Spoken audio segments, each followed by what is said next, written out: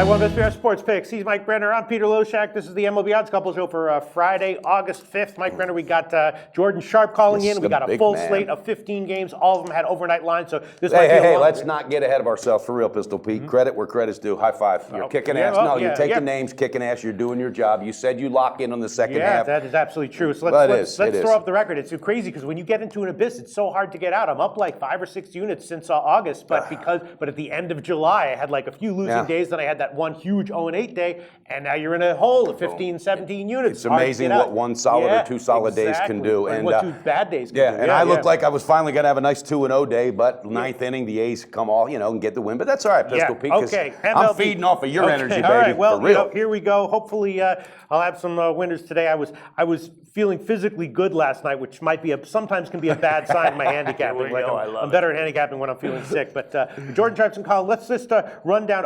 Sportsbookreview.com is where you want to go to find out all about all the sports books that are in existence. All right, let's get to some picks for Friday, August 5th. Let's go down all the games. First one, Cleveland and the Yankees.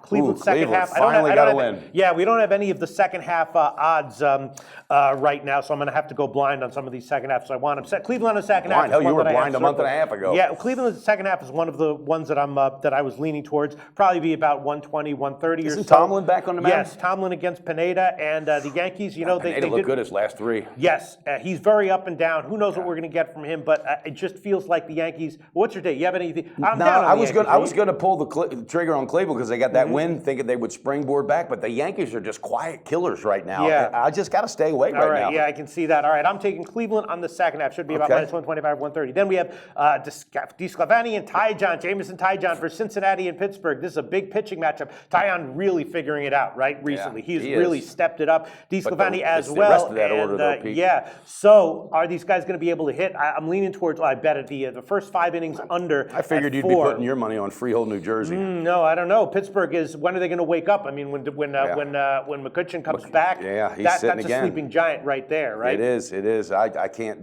do it right now. All right, I'll think about that. Then we have San Francisco, Washington, Sammartino Gonzalez. That's Talk to me, baby. Matchup. Talk to me. I love it. What do you like here? All right, well, Gonzo, he's really locked in right now. 1-1 his last 3, 1.09 whip with a 1.96 ERA. He's figuring it out a lot better. And Sammartino, 0-2, 1.62 whip with a 7.02 ERA his last 3. Again, I like the guy. He's a battler, but he's also getting a little extra rest here. He is getting a little rest, but I got a feeling the bats are going to go a little bit harder. I think he's going to get pounded. Talk to me about a first half run line, Pistol. Actually, the first half run lines for some reason are still not out, so you can take the Heritage Opener. Heritage Opener. How about full game money line? Full game money line for Washington. Yes. Best line would be, it's bouncing around between minus 130 and minus 140. So obviously we can give you the minus 130. Bet online at sportsbetting.ag. Fantastic, buddy. That's what I like. What are your thoughts on that? Nationals it's a tricky one. I was thinking about, I'm expecting maybe that they're both going to have good pitching games, and I was thinking about the under. But it's 8.5. I'm going to wait a little bit on that one, but I was definitely leaning towards the under. Then we have this is an interesting one, Syndergaard and Verlander. Syndergaard has not been bad. He's got some arm issues, and he's good for 6 innings, 2 or 3 runs each start. And Verlander, I don't know. How long is this going to keep up? Verlander off a complete game, another awesome start. I know. How long do you think it's going to keep up? I think it's going to keep up, Pete. I just like it, and that team is dangerous. And guess what? When they got that loss yesterday, all right, now they can start again, because sometimes that puts pressure on a team. They've won 8 in a row. Verlander's locked in. I got to go with it. Okay. What is the first half money line? First half money line for Detroit. The best line we could give you would be, let's see here. What's the best line we could give you? Minus 120. Unless you want to wait for the Pinnacle Opener. Try to be a few cents better. Okay, I'm going to wait for the Pinnacle Opener on the first half money line. What's the team total for? For Detroit, I don't know. I would guess the overall total is 7.5. So I'm guessing that the team total there would be either 4 at about plus 100, or maybe even 3.5. Okay, this is what I'm going to do, Pete. And there's a method to the madness. Just bear with me. Okay. I'm going second half also. Okay. For what? With Detroit. Okay. Second half. Okay. I'm going first half money line. Yes. And I'm going team total. I think Syndergaard's going to be serviceable for 6, and then I'd look for them to get pelted. So I like it. Well, I'm generally agreeing with you. I bet this one on the overnight Detroit -1, and I'll give it here as well. The money line part minus 118, the run line part plus 175. So I'm going to do run line as well. You're doing run line as well. I got 4 plays on this one game. I love it. Dig out. If it plays out the way we're both expecting, maybe you'll have 4 different winners in that one. I'm taking the -1, and I would definitely agree with you. I'm vaguely leaning towards the over, although I'm not exactly exactly sure about that one yet. Then we have Minnesota, Tampa Bay. Minnesota again, picking it up. Tampa Bay, a team that in general is pretty lethargic. Santana is a little bit of a wild card. I'm taking Minnesota on the second half. Again, I don't know what the line is, minus 125 or minus 130 or so. Snell on the other side for Tampa Bay, a youngster with a big arm, has been getting it done, but it's the second half. And teams like Tampa right now are dangerous because they know they're not going to go to the playoffs this year, so they're going to be bringing up talent, and that could be dangerous at times. So I'm taking Minnesota on the second half. Then we have Baltimore and the White Sox. Now the White Sox, are they going to start picking it up? Abreu has started to hit a little bit, and if he becomes a they go as he goes, and if he starts picking it up, that could be that could be dangerous. Starting very vulnerable. Do you have a play on this? No, I had to stay away. 10-foot pole pistol. All right, I'm going to do something which might be a little bit risky, but I'm taking White Sox on the first 5 innings, Baltimore on the second half. Switch That's a little bit tricky. That. Hopefully, I won't get too burned, and then I'm leaning towards the over, but I'm going to hold off on it for now. Then here we go. Texas. This is maybe the most interesting game on the card. They finally got the win. We both assume we're pretty sure they're going to start to get on a because Josh Reddick's not going to continue to be. Wait a minute. He's not even there. LaCroix. Yeah, LaCroix. LaCroix is not going to continue to. I think he's really going to start grabbing that. He's just going to feel it there. And so we have the pitching matchup: Keuchel against Perez. Keuchel back to his shaky ways. Perez, his peripherals are not good, but he winds up getting it done most of the time. And huge underdog line here for Texas in the 150s. I know. You have anything on this one? No, I'm staying off it. I don't know I think, that was a big win yesterday, but I think their bats need to be a little more consistent for me, Pistol Pete. All right. I'm taking Texas on the second half, and I'm also tempted to take the under, but I'm not going to give it here. We're going to have about 640 picks today. I can Texas feel it on coming. the second half. Then St. Louis and Atlanta. Now, St. Louis gets a bunch of guys back from injury this past week. Holiday's coming back, or Carpenter's coming back today, but missed him. Garcia has really been shaky. Is this just line of in the minus 230s? I think it's a setup. If anything, I'd take the other side. I'd give a shot with Atlanta, who's playing for, they got nothing to play for except for, next year. So I'll tell you what I did. I saw it on the overnight, and I was like, I have to put a little bit, a unit on Atlanta, and I did. Then I saw the first inning lines at plus 200. I said, I have to put a unit there. So I took plus it. 200. You know what? I will give that. I'll give Atlanta on the first 5 innings, whatever the pinnacle opener is. Let's see. The pinnacle opener on Atlanta on the first 5 innings.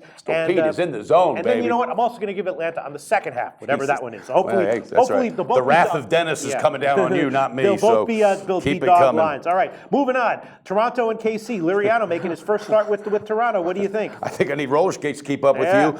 Toronto, I love it. Liriano, I think he's going to get it done. The run support. They've won 3 in a row now, Pete. They've won 8 out of 11. Toronto's going to be picking up steam. Dylan G is on the mound. All right, serviceable guy. But this team is really going to start fading. I think they're just really understanding that, you know what, we don't have it like we did last year. We're glad we won everything last year. Let's kick back. I'm not kidding you. I think Toronto pounds them. First half money line. Okay, first half money line for Toronto. We can give you take the pinnacle opener on that. Okay, I'll take pinnacle. And how about full game run line? Full game run line for Toronto. The best line will be plus 115. God, I love it. I love it, Pistol. Yep. All right, and on the overnight line, you know what? I took a shot with the under, and under 9. And if I didn't give it here, it would be a no balls play kind of. So I'll give that one under 9 minus 107. Under 9 minus 107. Now Miami, Colorado, another game. I took it on the overnight line under. That's a tricky one, but it's one play. If it loses, obviously I'm going to have 15 picks today. So if one of them loses, that's okay. But I'm going to take Miami, Colorado under 11.5 minus 110 with Phelps and De La Rosa. I'm also tempted to go with Miami. Colorado's banged up.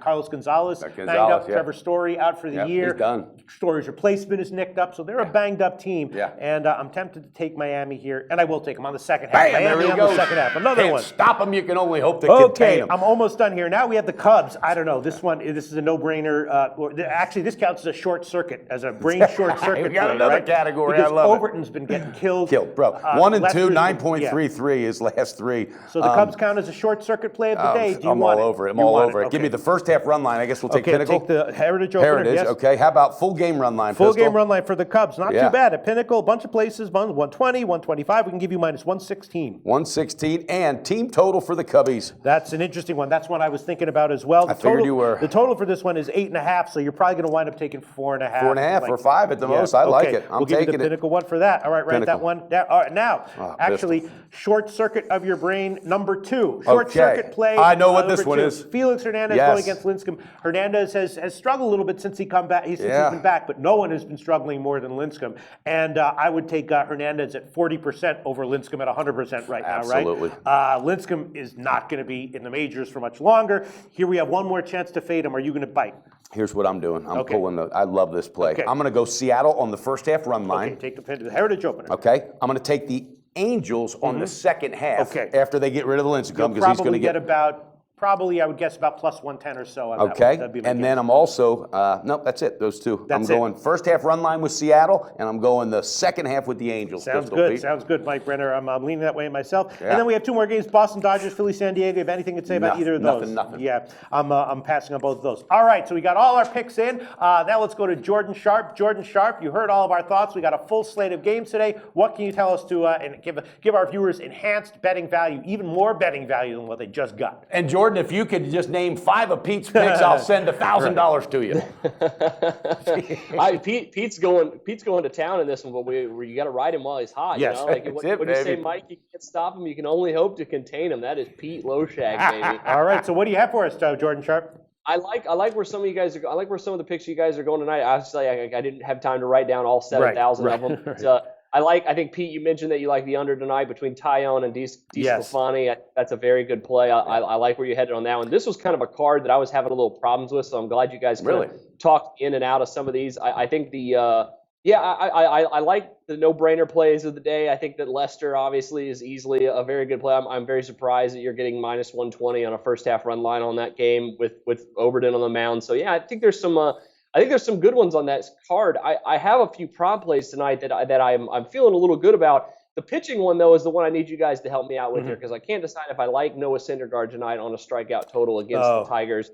It's really, really hard for me because you don't know what the line is right now. You probably won't know that until later, about noon your time. But if it's 8 or so, we cashed on Max Scherzer's 2 days ago when it was at 8. Yep. Am I having the same kind of feelings here against Detroit? Do you think Detroit's going to strike out a lot tonight? Because they do strike out a little bit against right-handers, but something tells me that might be a trap line tonight. Yeah, I don't know. My sense is that Syndergaard has been having arm issues. He's been okay. Maybe he'll be okay for the rest of the year, but I'd be very cautious. I would definitely not bet a strikeout prop for Syndergaard in this one. I would stay off the of that. over. Now, look, if there is any kind of prop whatsoever of how long Lincecum will stay in this game tonight, I want to jump all over it. What's sad is it might be the last time you see this kid pitch. Yeah, that's true. He has definitely been struggling. I was surprised he got another chance, anyways. But my two batters tonight, I do really like the Syndergaard. I think you guys have talked me off tonight. One guy I'm really looking to target tonight is Gene Segura against Chase Anderson. Segura has been having an excellent year. This kid is very, very good, and he has been pounding right-handed hitters. And Chase Anderson has been getting pounded by right-handed hitters. Segura has a 3.14. A little bit better recently, though. Jordan Sharp, Chase Anderson. He has been better recently. That's right. Overall this year, though, he is over a 4.21 WOBA against right-handed hitters. And I think Segura, as good as he's been, I think has a very good chance to go over 2.5 runs, hits, RBIs. Like I say, he's got a 3.14 average against righties this season, leading off for that Arizona offense. I think he has a very good chance to get over 2.5 runs, hits, RBIs.